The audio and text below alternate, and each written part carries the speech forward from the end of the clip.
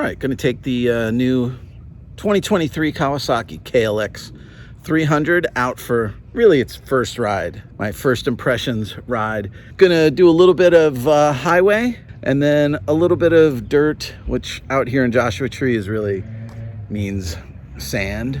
Yeah, we're just gonna see what it's like.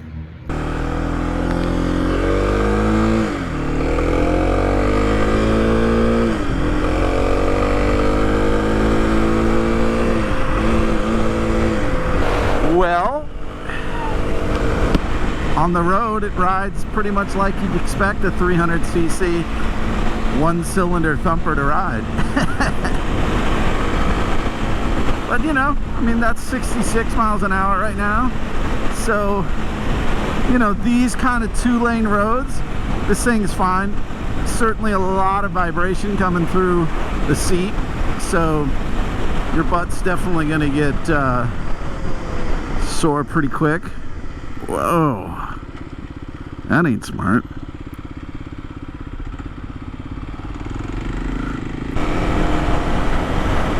You know, the whole idea with a bike like this is certainly not to go super long distances on the highways and things like that. I wouldn't want to get out on a California freeway for more than a little bit, you know, with a small bike like this. It lacks of power. But two-lane back road highways, this thing will be amazing. Certainly for anybody looking for just a small dual sport that maybe they want to ride to work as well, you know, if you're not doing a lot of highway stuff, would be totally fine.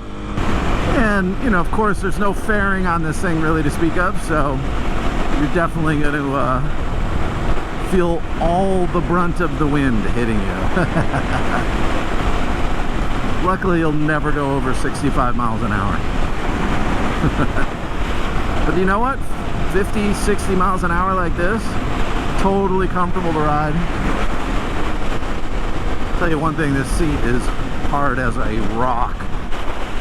It's very little cushioning on there. But you know, this is the kind of road, you know, that you're really wanting to ride a bike like this on, to get out to your off-road riding. You know, if you're going to ride out there, as opposed to towing the bike there. And this bike has basically no bells and whistles. Really simple instrument panel there, speedometer, odometer, tachometer, clock, fuel light, temperature light, bright signals. It's about it. I mean, there's two main reasons I got the KLX over the Honda CRF 300. One, couldn't really get a Honda. This came in like 2 weeks after I put a deposit on it. And second, all the reviews and everything I read about them, they're basically the same quality of performance, except for the Kawasaki has better suspension. So I can ride this without really doing anything to it, whereas everybody gets that Honda has to upgrade the suspension. And I'm a little bit bigger guy, so you know, that even became more of something to think about. So, you know, I'll give you the Honda looks way cooler for sure. But, you know, I have always loved, ever since I was a little kid, I've loved Kawasaki green. And so it's kind of fun to be on a brand new Kawasaki dirt bike like I always thought about when I was a kid. And I'll be doing all kind of mods to this thing, so that stuff will be coming down the road. Oh, look at this big solar panel farm. I never even knew this was here.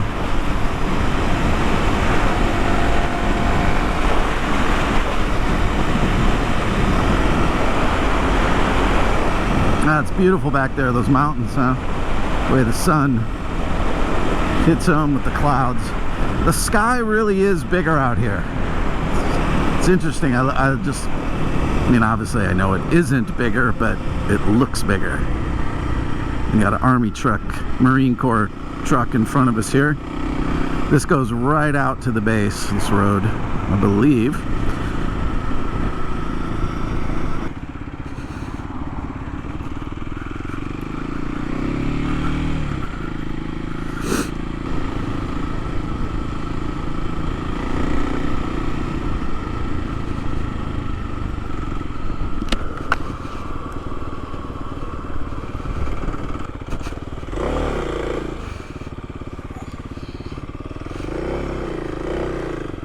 This is some deep sand.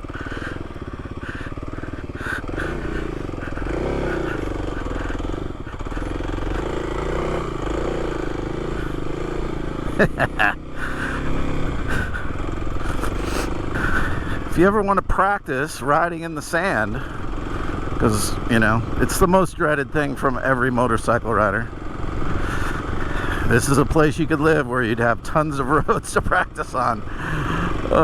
I need to do a lot more of it. I still hate it. But this thing feels pretty good. It's so light, it's easy to move around. These are the stock tires. Now these kind of roads like this thing is built for this. Kind of semi-dirt, semi-paved, you know, semi-gravel. That stuff's awesome to ride on. Just when you hit the deep sand, life gets rough.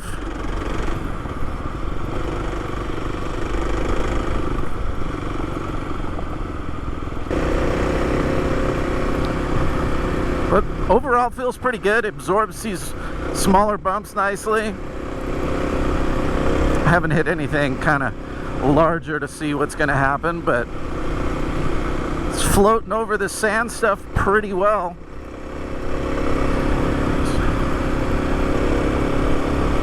This is probably going to be thick sand this way.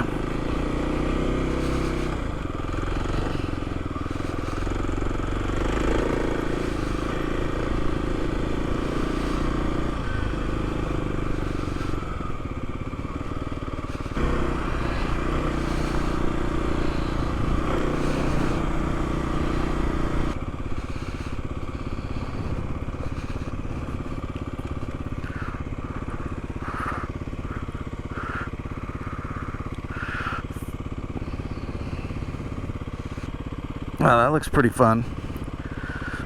Maybe not today. That's a good spot to remember to come back to. That looked cool.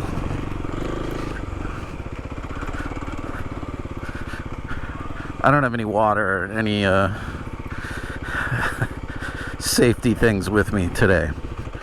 So before taking off into that kind of ride,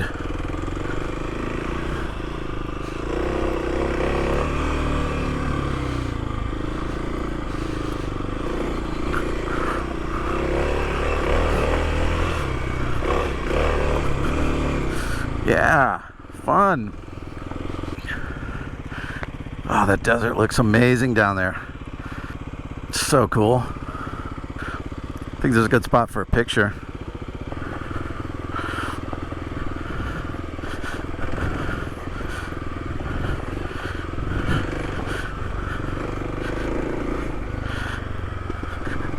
Well, and the slightly harder packed stuff, this bike ride's great. I mean, for my limited off-road ability, I mean, I'm no off-roader, that's for sure. Not really. But just a little bit of those little uphill sections with some rocks to cover, and then back down. You know, that was pretty minor stuff, that's for sure. But it felt pretty confidence-inspiring, I would say, and light and nimble, and I felt almost like I was on my mountain bike, which is comforting to me. This is definitely a fun bike. I mean, I'm having a blast out here on this thing for sure. Roadrunner, me. God, I'm having one of those thoughts like, did I close the garage door?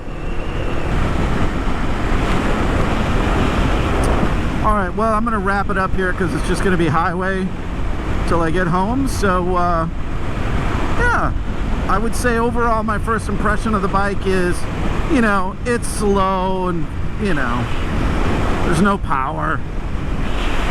Sounds like a mini bike, but that's what you expect from a bike like this. But I would say where it really shines is that mid-level or light level off-road stuff.